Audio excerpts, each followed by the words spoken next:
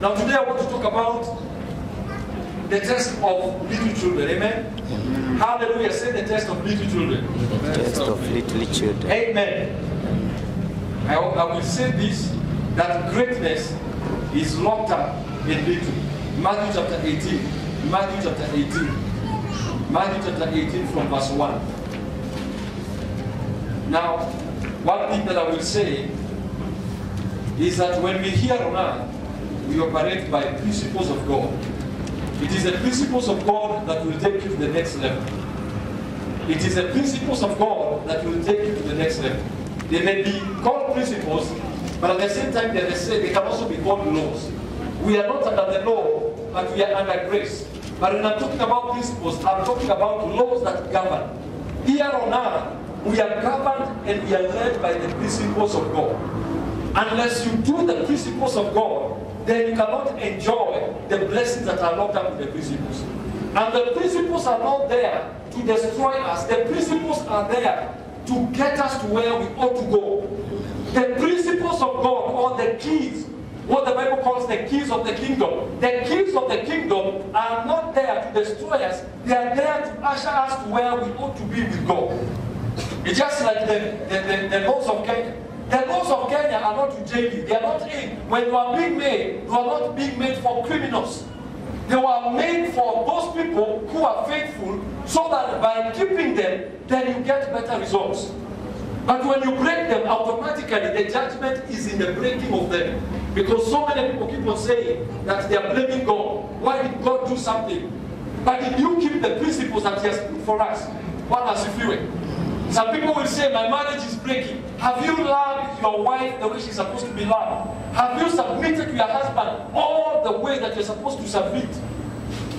So you need to ask yourself that question. Because God operates by the principle. I like what Mike Murdoch says. He says, the personality of Jesus, the kindness of Jesus, the meekness of Jesus, the love of Jesus, is to draw us to the kingdom of God and to get us to heaven. But the principles of Jesus Christ is to make us successful here on earth. And I'm not talking about money, because many people, when they hear success, you think about money. But I'm talking about success in every way. Success in relationships, success in the way you do business, success in the way you live healthily. To you, there is covenant nutrition in the Bible. That if you follow what God talks about, the food He talks about in the Bible, you live healthy. Hallelujah. Amen. So the principles are not there to destroy you, but the principles of God are there to make you successful, to make you succeed. One as if you were. Amen. I was listening to Dr. Miles Monroe, and he was talking about what, the principle of lift. And he says that according to pilots, the reason why that aeroplane went down, because something went wrong. It went too slow and too low to be able to lift up.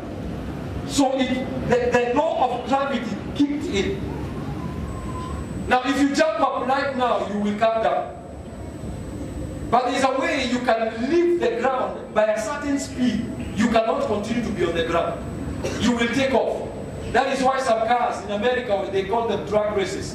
When they have those cars, they drive a certain speed that is beyond the ground speed. You find they fly off and they burst into flames, because when a certain speed is reached, you cannot continue to be here on earth. So also, there are principles that are applied. When you begin to apply the principles of God, you begin to live in another dimension. When people are saying there is a famine on earth, when people are saying there is poverty, when people are saying there is no money, somebody else is making money, because you are operating higher principles.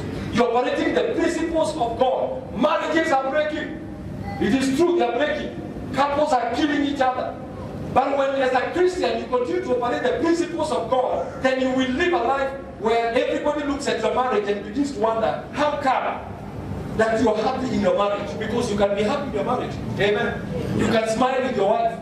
You can hold your wife when you are walking in the street and you're not ashamed. One has a few. Hallelujah. Amen. Matthew chapter 18.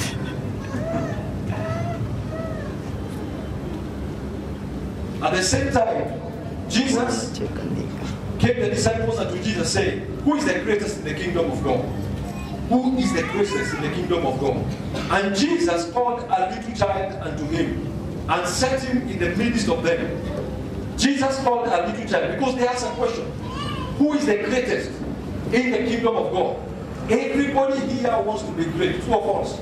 True. Who does not want to be great?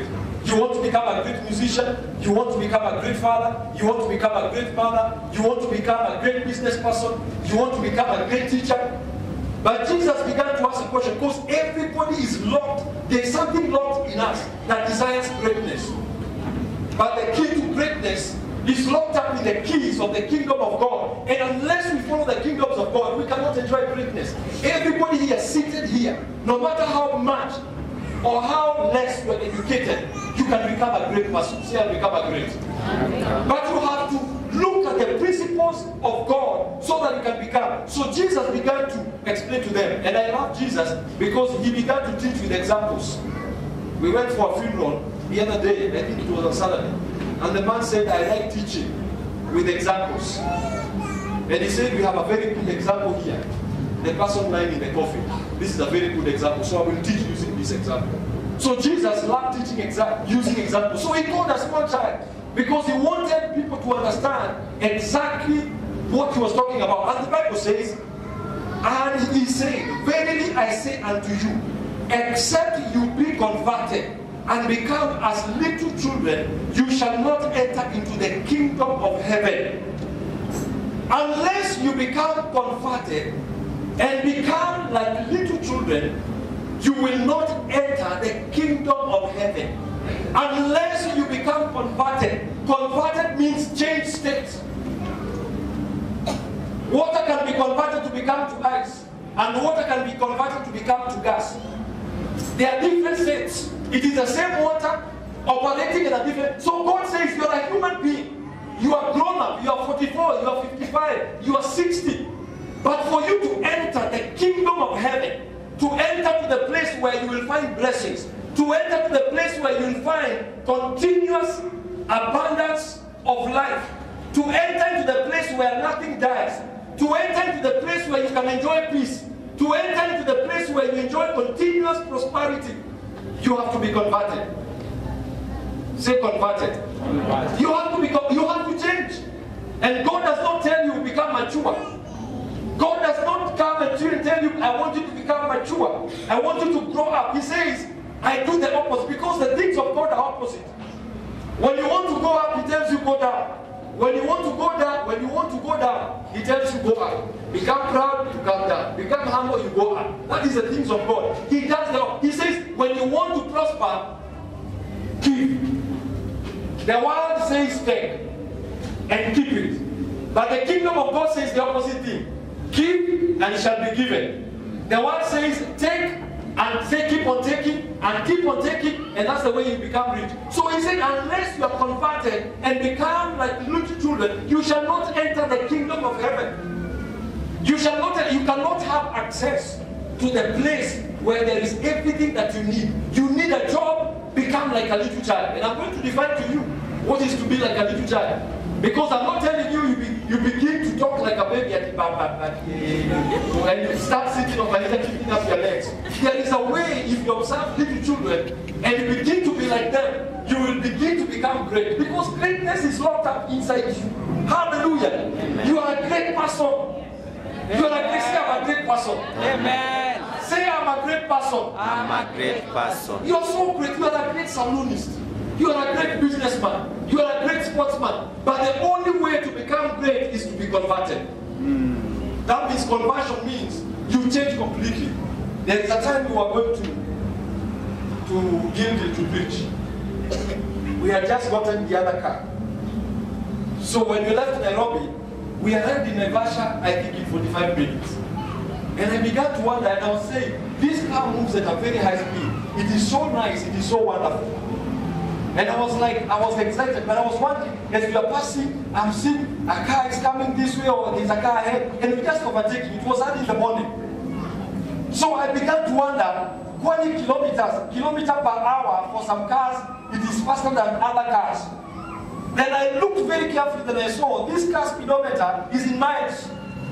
So when I was driving at 60 miles an hour, it is 100 kilometers per hour. So for me, I was driving at 80 miles an hour, which is around 150 kilometers an hour. Because I had not converted. Because if I had converted the miles to kilometers, I would have realized I was speeding. So I was just driving, and I was enjoying the speed. But because I had not converted, because now when we drive around, I make sure I look. I don't go beyond 60 miles an hour. Because miles and kilometers are different. And that's what God was saying here. Unless you become converted like little children, you cannot enter the kingdom of God. You cannot. You cannot. Make sure this.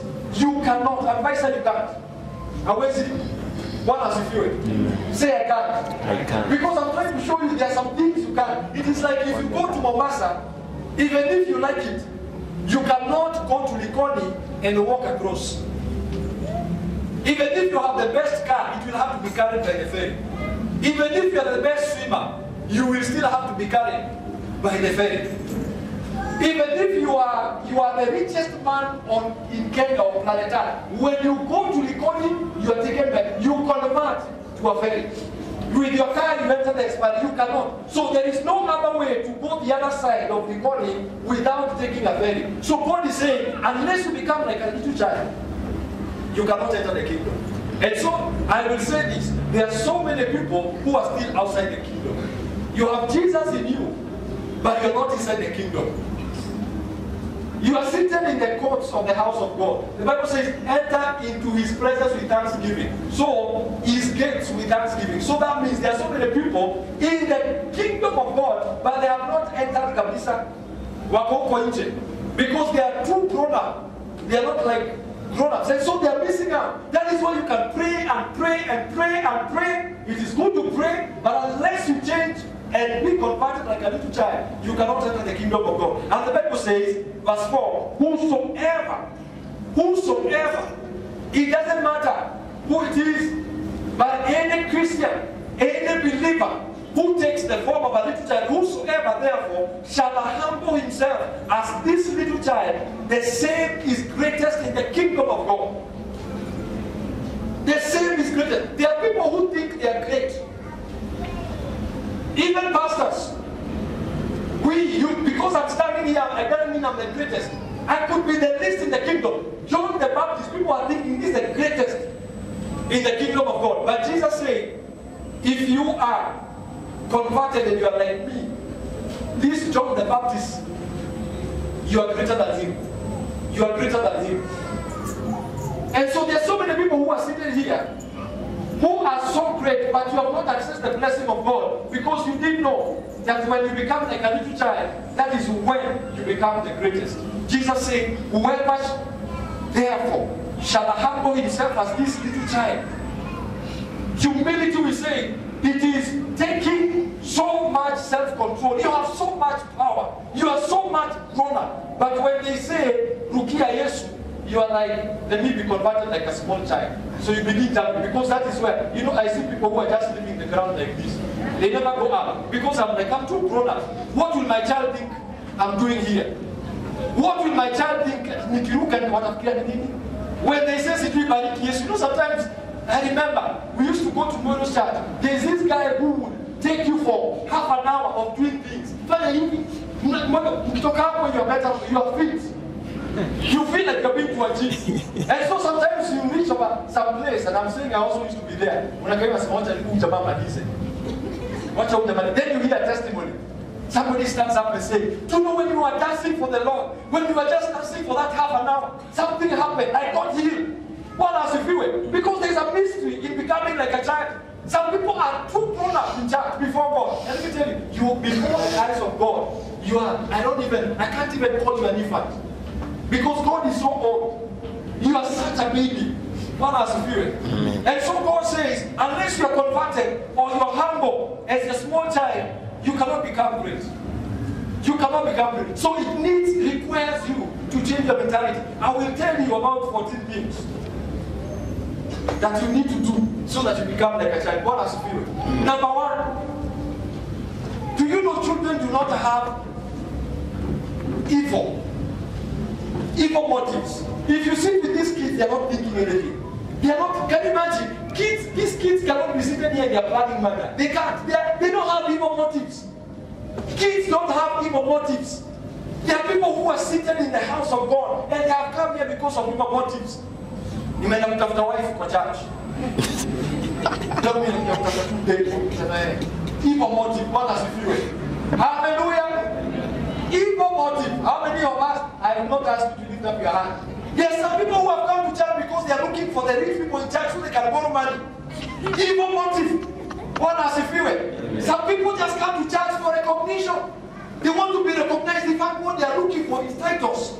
And titles will not take you anywhere unless you are like a small child. Evil motives. Hallelujah. What does it feel? There are people who will just want to join, and I'm not saying it is about. They will want to join the choir simply because to show off. These people don't know how I can sing. They don't know how I can dance. They don't know what evil motive. Ask those kids.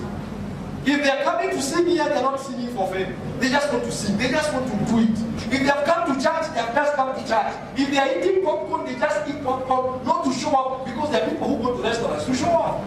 You are biting a hamburger like this to show people, I can eat. And you're not even have evil motive. Children do not have evil motive. They are genuine. Are you genuine in your motives? There are people who get married simply because they want the money of a man or they want the money of the woman. Evil motive. What does it feel? Amen. Well, there are two people even a spouse isn't married. Because she doesn't look. Is she driving? You check out whether she's driving. Or you check out whether he's driving. Or you check out his wallet. Because you're like, I can't marry without a man who does not have money. Pastor Jane married a man without money. Amen. Amen. And today is not the same. Hallelujah. Amen. Because the Bible calls you a woman, you are a helpmate. Amen. Amen. You are a what? A helpmate. What is happening? Even today, you women, you need to understand why you get money, not to charge. Some women, they get money, then they look for Ben 10. And they're looking for Ben 10, not for money. When they were getting money, they were looking for money. Then they got the money, then they started looking for Ben 10. Now they're saying, because my husband is not me, I want a Ben 10 to love me. So in the real sense, everybody gets married to be loved or to be submitted or to be respected. So why do we change when we motives? So children don't have ill motives. Number two, they are easily contented. Easily contented. Easily.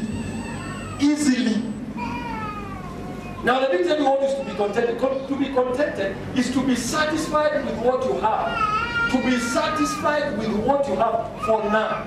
Though you may desire for greatness, you may desire more. But as long as what you have, how many of you have ever bought a phone? After 2 weeks, you want another one. And you just bought a phone. You buy a shoe. After 1 week, you're seeing your friend has another shoe. And you're like, I would want like that one. That is lack of contentment. You move to a new house, and suddenly you hear your neighbor move to another house.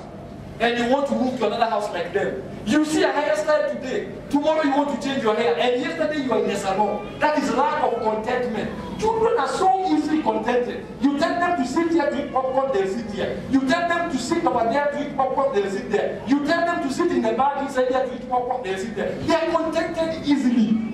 What does it feel? And that is what God is telling us, because the Bible says contentment with godliness is a great gain. When you become contented, I'm not saying that you don't believe God for more, but when you have now, you're not supposed to be reaching out. Some people will buy a car, and immediately they begin to drive.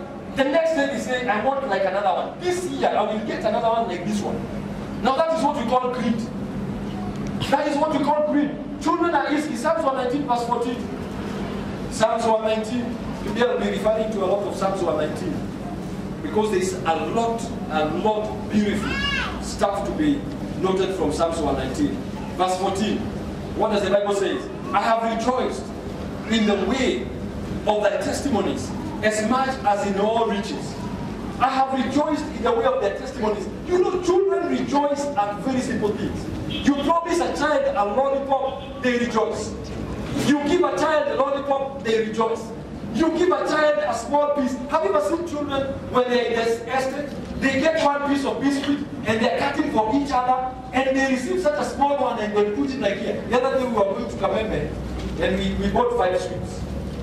And so we ate 2. Then I went for the third one. Then I asked my wife, "Do you want?" So you should have seen us in the car. I'm cutting. You know, I'm cutting a sweet into two. Then it broke into so many pieces. And it took me to the memory of when you were young. And I gave her the piece and she ate. You know, I know she would refuse. That is what we call you are contented and you rejoice in small things. What else you do? Some of you are still waiting for the big testimonies. That when you get a car, when you get a 10-bedroom house, that is when you come out and say, "I want to give a testimony of the Lord. And God has blessed me the car with the house and everything." You do not even rejoice that somebody gave you some shoes. In fact, you look at the shoes and you are like, "Wow, I wish I could practice it." Children are amazing. Number 3, they exchange easily. They exchange things easily. They exchange. They do not hold on to things. Believers, we have become like non-believers. We want to get, and we want to get, and we want to get, and we keep on holding. Your families, your neighbors are sometimes going through challenges you can't even share. You can't even give because you're thinking, if I give it, it's going to finish. Children love exchanging. In fact, they can keep on playing exchange games with each other. They exchange shoes, they exchange clothes, they exchange ideas. But look at believers. They will hold on to ideas. They will do hope. If they know that there is a blessing somewhere, somebody will keep quiet and they will not tell a neighbor because you're like, "I want me and me alone to enjoy this thing." But children exchange easily. What else you feel? Verse number 4, they trust easily. They trust easily. I'm just giving you points. They trust easily. I know there are some people who have been hurt in this place. Umeumizwa kwa ndoa, ukaumizwa na watu, and so you have lost trust in people. And you think it is a godly thing not to trust, or not to the Bible says trust God, one as if you were. Amen. The Bible talks about trusting God. Amen. The Bible talks about the wife who is trusted by the husband. But because somebody did something to you, you have labeled all men as what? Dogs. Hey, the child's animal. Because one man came and hurt you. Now you look at every man, and you are like every man, including probably pastor. Hey, as a challenge. Children trust easily. Children will be hurt by one person now. And the next thing, I was watching yesterday on CNN. I don't know the scene of the cardinal. I think it's in Australia, where there is this cardinal who is being jailed for 6 years for harassing and sodomizing kids. And these kids, some of them have grown up now. They are men in their 50s. And they are saying they would go back to the same person. He would talk to them nicely, and he would hurt them again and again and again. And they kept on trusting him. And I'm not telling you that to keep on trusting people who are hurting you. But you cannot lock up your heart. You cannot block your mind and say, "I will never trust anybody who wears black. I will never trust anybody who is tall. I will never trust," there was a tall man that hurt me. So anybody who is a tall, looks like tall, you run away from them. Anybody who looks like even wanting to care for you, you run away. Have you ever seen people in church? You want to greet them. Sometimes you even want to hug them and they are like pushing you away. Because they are like, "The last time I got a hug, I got hurt." One has a few. So children trust easily. And I'm not saying that you trust everybody. But I'm saying you need to reach a place. God is talking about Him between you and the relationship with God. You need to trust Him. Some of you have gone through issues and you're blaming God. Some things happen to you and you're blaming God. "God, why did you do this? You told me this, but I can't trust you anymore. Until you do it, God, I can't trust you." And God can only operate in the atmosphere of trust. Hallelujah. Psalms 119, 103. Psalms 119, 103. "How sweet are your words unto my taste, sweeter than honey to my mouth. How sweet are thy words unto my taste." How sweet. How sweet. We had only one car. And you are building church on the other side. And God told us, "Sell this car, build." Was it easy? He told us when we didn't have the second car. But the moment we got a buyer, another car had already come. Because God looked at us and saw the willingness and the obedience to give. We never held back. What does He feel? Immediately He said we put it on paper. We put it on paper. Today they are there. They are there. What does He feel? In fact, there's a time whenever we go with one, you stay with it for a week, we're not even bothered. God has a few. They're there. The reason why you still have that one little thing is because you are holding on to that one little thing, and God has been speaking. Not everybody is going to give only. Not everybody. But many of you have been spoken to God to give the only. But you heard. And you continue to be heard. They obey easily. Children obey easily. Psalms 119 verse 60. They obey easily. Look at the Bible. The Bible says, I thought on my ways. I made the haste and delayed not to keep thy commandment. I made haste. Yani niliharakisha. Delayed obedience is not obedience. Because some of you were going to join the choir last year. So now you want to join now because I've spoken. That is delayed. I made the haste and did not delay to keep commandment. I made the haste. You know, there's something I discovered when it comes to marriage especially. Have you ever felt, those who are married, or even those who have got kids, even you have brothers, have you ever felt, you combine sometimes, you combine, you're somewhere far, and suddenly you feel an overwhelming love for your wife, unasikia tu, love kimejaa, you feel like if you was there with a hard heart, you would carry her and take her out, and you are far. Do you know what God is trying to tell you? Send a message of love very quickly. What does it feel?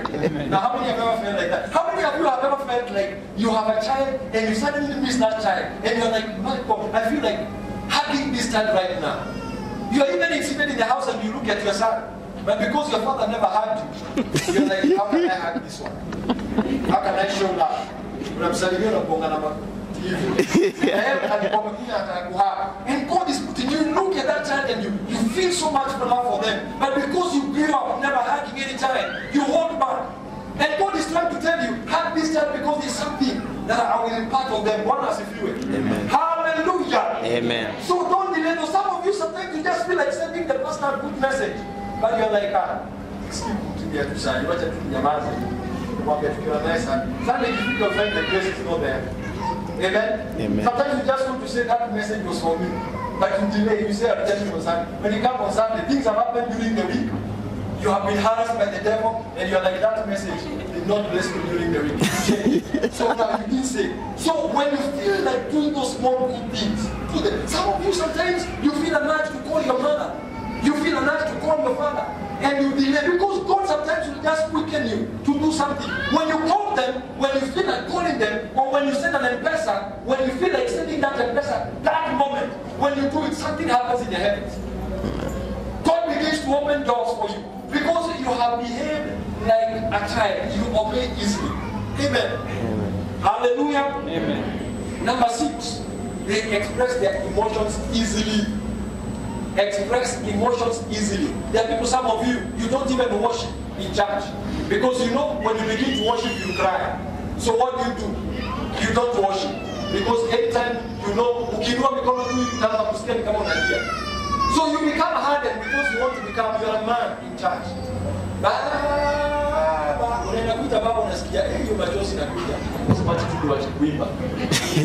Let me tell you, children do not, you know, they experience, they want to cry, they cry. Have you had a cry just behind there? They cry easily. Some of you, the reason why you are sick, some sicknesses is because you don't cry. Machozi inakuja lakini uko peke yako kwa nyumba sii. And God wanted to heal you from the inside. I got my healing one time when I cried. I went to pray before God, and I was listening to T.B. Jakes, and he was talking about Mephibosheth, and he was saying the way Mephibosheth was dropped down when he was a small baby, and he was injured. So when he was called by David, he's saying, what does the king want with this dog? He was calling himself a dog. And he started to speak and was saying, some of you were injured when you were young. So you are limping. And I began to see myself when I joined class 2. The way kids were making fun of me because I could not speak Swahili. And they made fun of me until class 3. So I got wounded, I got closed in. I didn't want to talk to anybody because I knew sometimes I would speak like a Kikuyu. You know the way you speak a Kikuyu word, an English word, but it is talking, it has come. What does it feel? Hello? What does it feel? Unasema hello, watu wote wanacheka kwa kanisa shule. And so I was afraid. I was closed in, and T.D. Jakes is preaching, and he's saying the way you're wounded. I was about 31.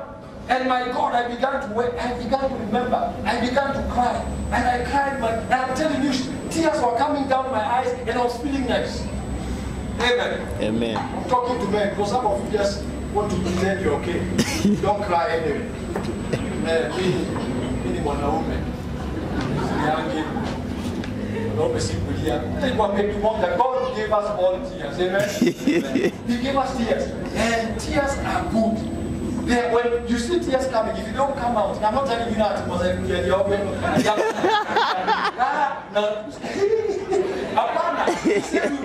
and there's a place to cry. Don't cry before your kids, amen? Don't cry before your kids. Go to another closet and cry. Because if you cry before kids and before anyone, and you don't want to mess up, why you just clear. Now, what will your kids do? But I'm telling you, it's like a child. If you feel that emotion, some of the good emotions, the Bible says Jesus wept. Matthew 26, verse 75. Peter wept. Matthew 26, verse 7. Peter remembered what Jesus had told him. That you will deny me 3 times. And the Bible says, when you look at Matthew 26, 75. No 75. Matthew sometimes I know many of us. But the Bible says, and Peter remembered the word of Jesus. And he said, before the rooster crows, you'll deny me 3 times. So he went out and wept bitterly. Wept bitterly. This man was not weeping like, it is like unasikia mtu anajipika hivi. He wept bitterly. I'm telling you, he wept. Some of you are left. You broke up. You are dating when you are in class from 4. But you you did wrong, yes, you are dating when you're in form 4, you did wrong, but you are there, you are heartbroken. That's why you are mkumu hivi. Go and weep bitterly, one as if you were poor. Say, Lord, it makes me, Lord, I'm sorry, cry, hallelujah. This was a man, he was a fisherman, he had muscles. When he was a big businessman, but he was not ashamed to work. Hallelujah. The problem you're having, you don't want to weep. But mimi mwanaume, mimi mama, mtu atuyaki, sisi wakisia tuyaki.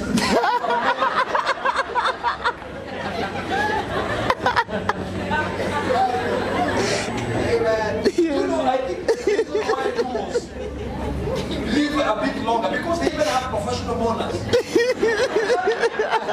know the secret of weeping bitterly. Doesn't mean to keep clear like hallelujah. But as you go somewhere, Baba ameenda watu soma. Mama alikuwa mzuri.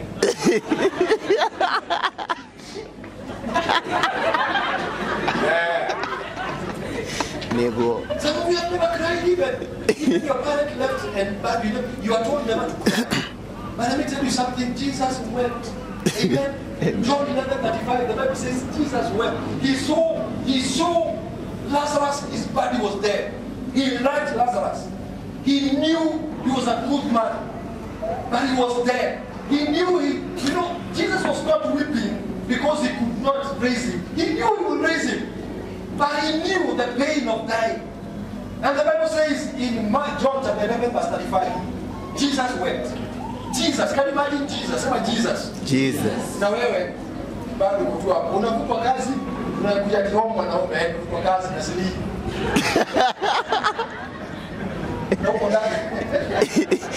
Hallelujah. Amen. Now I'm not telling you to be crying anyhow.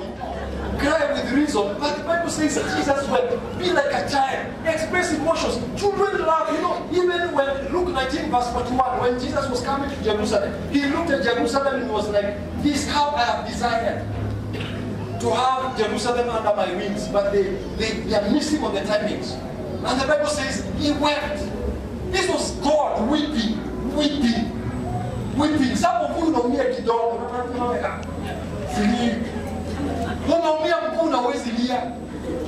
These kids, when they fall down, they cry. Because crying removes some stress hormones that I said them. Hallelujah. Amen. Emotions. It's amazing the way some of these children laugh. Have you ever seen the way kids will trust? They'll come near you, they'll hug you. Amen. I was coming in just now, and they were running up and down. Then I went to speak to their teachers down there. And all the kids were coming. Pastor, some of them are hugging my food, some of them are hugging my clothes, some of them are so small, they're just holding on the fingertips, you know. Some of them are doing like this, and they're so expressing so much love, you know. Here you tell somebody, hug your neighbor, greet your neighbor. Tell your neighbor you love him. Because you're like, love is connoted with the negative things. And that's why we are shelter of love. We need to love one another. What else you do it? If you feel like you like somebody, you know, sometimes you have never looked at somebody and you just like them. Some of you don't even want to tell somebody you are dressed nicely because that is an emotion. You're like, why should I tell them? What else you feel it? Children express their emotions very easily. Amen. Number 7, they have no plans of their own. And they easily give up their own plans. They have no plans of their own. And they easily give. If you now tell these kids, okay, we are going to play, they will all wake up and they'll go outside there. If you tell them, we are all now going to the toilets, they will say that's a good plan. and then those who do not feel like going to the toilet, they will go. That's the plan. Now God wants us to be like little children, that we can be able to be easy, to change our plans. Because it's only the plans of the Lord that some of the businesses you are doing, it has been doing. You have been pumping money, you're pumping money into that business. You're telling God, get into my business, bless my business. God is telling you, that is not my plan. That is not my plan. Many of us are trying to put God into their plans instead of going to plans of God. The Bible says, I know the plans I have for you. Plans for good. You need to follow and flow with the plans of God. Be like a child. A child, you wake up in the morning and today we are going to country. That and a country, they will wear. When they dress up, you go up country, you have said you come back the same evening, you tell them today we are sleeping here. They have no issue. They say plan. They wake up in the morning, you tell them go to the river. We are all going to the river to get water. They all go. They follow plans. Many of us are not like children. We are still trying to persuade God to come into our plans, to come into the relationship. You are dating a wrong person. You know that man is not born again. You know that man has even asked for honey before marriage. I'm using the word honey before marriage because of, hallelujah, you know what? Like now they're all going to the toilet. They have no issue. Some of them don't even feel like urinating, but they're all going. They're not living. But that's what we do. We do not want to easily agree to the plans of God. We want to tell God, do our own things. And God has got good things for us. What else if you will? How I wish we can enter into the, you can begin to tell God, you know, my prayer has become one easy prayer now again. Father, I just want to be in your plan. I just want to show me your plans and I follow them. Because you spend 1 year and another year believing God for a house, believing God for a car, which is okay. But you know, in the plans of God, there are cars. In the plans of God, there is your marriage. In the plans of God, there is promotion. When you begin to follow. Today, if he was to invest the same system that is investing, it would have taken him lots of money. But he remembered why. Volunteer. Can you imagine? Volunteer. Just be like God. Go do things for free. Some of you, you have no job. You can see, you know how to sweep very well. That is your skill, that is your specialty. Yet you cannot go somewhere and say, today I'll be sweeping for free. I'll be sweeping for free. They easily give up their plans and follow the plans of their parents. Because Proverbs 19:21 says, it is only the plans of God that will succeed. Amen. Amen. Say, I will enter into the plan of God. Say, I will enter into the plan of God. Into the plan. I will go quickly. They forgive easily. They forgive easily. How many of you have planned on a child? Unakosea mtoto alafu na mwambia, umenisamehe na nimekukulia, nimekusamehe. That is how kids are. Some of you are holding unforgiveness for 2 years. Na siwezi msamehe huyo. Siwezi msamehe. Na jamaa yuko Bahamas, he's swimming. He's just swimming. Wewe una shida hapa. That's why you're not going to Bahamas. First, God took the person to Bahamas instead of you. Because you're saying, I'll never forgive my mother. I'll never forgive my father. I will never forgive that boyfriend. Vile kaliniwacha 1942 stakari. 1942, you're still holding. These children, you ask them for forgiveness.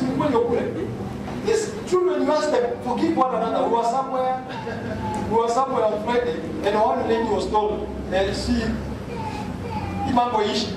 mimi siishi salimiani. And everybody looked at her like, you are the wicked one. Now we have discovered you're the wicked one. You don't want to forgive somebody. Your boss fired you. You're still holding, and you're the person you didn't go to work that day, and you're still annoying. Nitakaza nikusa kazi siku moja. Siku moja tu ndio nilichelewa kazi. And imagine if the plane, you are pilot and the plane took without you in a flight. Or you delay the entire mission. Or you are a surgeon, you delay for 10 minutes and there is a special operation to be done. So don't say that you are fired, you are angry with your boss. Your boss did the right thing. In fact, God would have fired you a year before. What has if you? Amen. But the thing is, you are holding. You don't want to forgive.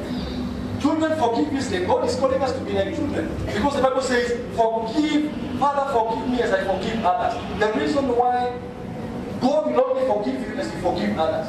So some of you are carrying unforgiveness. And so God is saying, I don't forgive you. And if God does not forgive you, then you don't enjoy the blessing. Number 9, they give easily. Children give very easily. You know, the other day I was at Coconut over there. You know, I gave some children some 5 bob. Told them, go buy sweets. And they ran. They were so happy. They ran. When they came, I told them, give me sweets. Because I gave them, they were like, shika. You know, children are so easy. Many of us have been given things by God. When He comes back to test you, give me that car. Scoopy, I've never seen, there's some kids who are like that. You buy them something, and you know, sometimes children are so nice. When you give them something and you tell them, give me that sweet, I will give you 5 others. They will give you, in fact, they can even give you extra because they want the other. Now God tells us, give, and it shall be given back. It's already a promise, but you're still holding on it. You're still holding on it. You don't want to release what God has given you. Children believe easily. They believe easily. Number 10, I have 4 more. They believe easily. Psalms 119, verse 72. Psalms 119, verse 72. They believe easily. The Bible says, the law of thy mouth is better unto me than thousands of gold and silver. They believe. Tell a child now. If you talk to a child right now and you tell that child, in the evening, I play a lollipop, they will go and tell their neighbors, a lollipop. Now, God has already told you, He'll make you the head and not the tail. Who have you told? Because the law of God is not, you don't believe it. You don't believe it. Children believe the moment you tell them. They don't tell you until, when you come in the evening, they tell you, but the moment you tell them, they begin to broadcast it. Many of us, God has given promises. How many people have He broadcasted? He told you He will heal you. You never told anybody. That is why the sickness is still there. He told you He will lift you. You have never told anybody that God has promised to lift you. There are so many promises, but how many of us are telling people of the promises of God? Why? Because you don't believe Him. You don't believe because who you believe you will tell. You promise any child here. Call any child and tell them, today I'm going to buy you a carton of biscuit. By the time they're sitting down back here, and they'll be telling everybody, Pastor amesema atanunulia biscuit. Umesikia vile Pastor amesema atanunulia biscuit. Wewe, Pastor atanunulia biscuit. Pastor they will tell everybody. They go home, they will tell everybody. Bwana asifiwe. They will tell everybody. But many of us don't want to believe God. Today God promises you. He tells you, become like a little child. You will become great.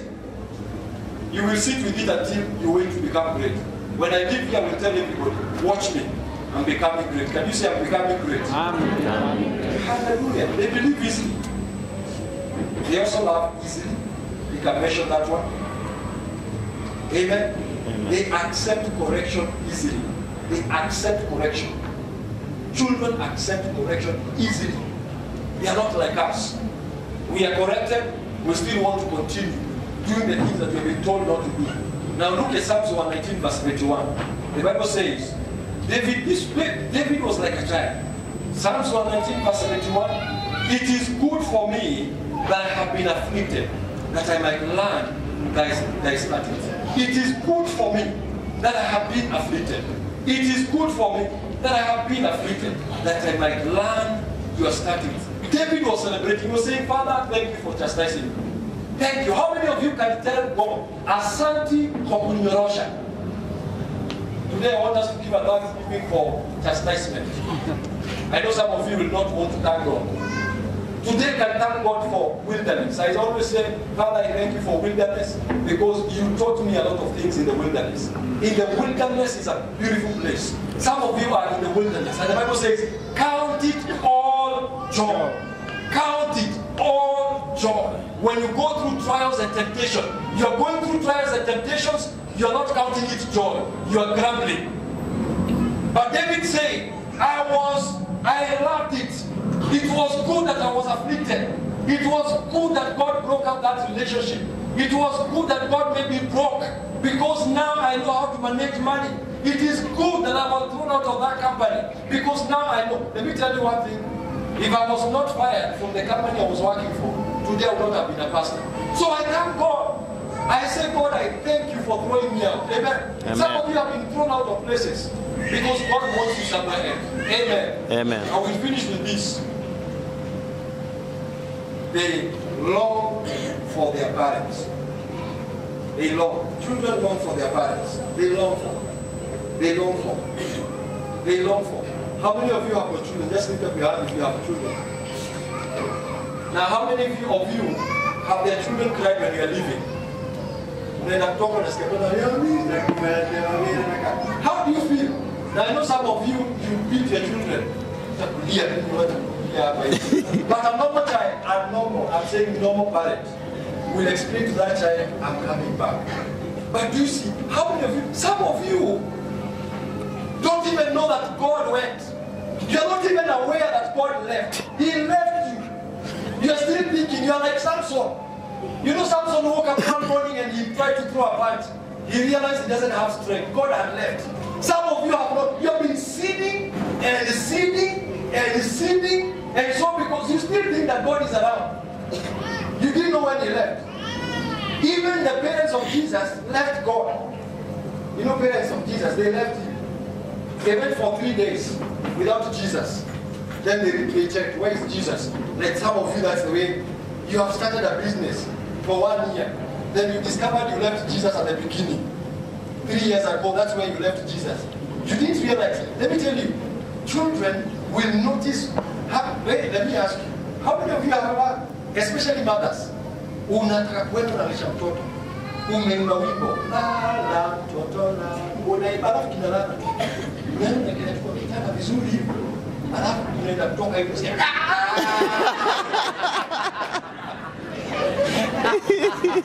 That is the sensitivity God wants to do with him. That when God makes an attempt to leave, you tell him, Hawendi. That was Jacob. Jacob told God, I'm wrestling. He refused God to go. And he said, Hawendi, Pako Nibaniki. So many of you allow God to go. So easily, you allow him to go. And even when God comes back, you don't receive him in the way. How do we come to church? If you tell a child, I'm taking you to your mother, they will want you to start going there like yesterday. Now today is a Sunday. You find somebody walking to church. Today I was leaving home, and there were some girls who were going to church. And I think they're in their 20s. And I tell you, I even got annoyed because they were taking selfies outside. I was going to tell church. I was not speaking in walikuwa hapo nje ya nyumba. So kudiele, I'm telling you, for 15 minutes, they were taking photos. So that's kaskia, you don't know what they were doing. They were like 5 of them. And I'm telling you, they did not have a hunger to go to church. But people, children love to see, they long for their parents. Psalms 119, 131, and that is the one I finished. 131. The Bible says, I opened my mouth and panted, for I longed for thy commandments. I opened my mouth and panted, for I longed for thy commandments. In other words, commandments of God is the word of God. Who is God? How many of us long for God? You so long for God that you just want to come for prayers on Wednesday. You so long for God that you want to be here on a Friday for Bible study. You so long for God, by Sunday you're wishing that the doors can be open. If you go to Australia, there are people who are longing for jobs than for God. That is why they're not every day they stand at the gates waiting for a door to open and they get an opportunity. But I wish people could begin to long for God And when you long for God, you shall not long for jobs, you shall not long for spouses, you shall not long for breakthroughs, because God will allow you to enter into the kingdom. For the Bible says that unless you are converted and become like a little child, then you shall not enter the kingdom of God. Today my desire is that everybody enters into the kingdom of God because you become converted. You begin to sit down and analyze your heart and say, I will change. I will be like a child. And I'm not asking you to behave like a child, but I'm asking you to have a mind and a heart of a child. That you can be able to do these things so easily and you'll be amazed. Some of the things that you have been waiting to happen in your life will begin to happen in your life. I want us to rise up in our feet and we are going to repent.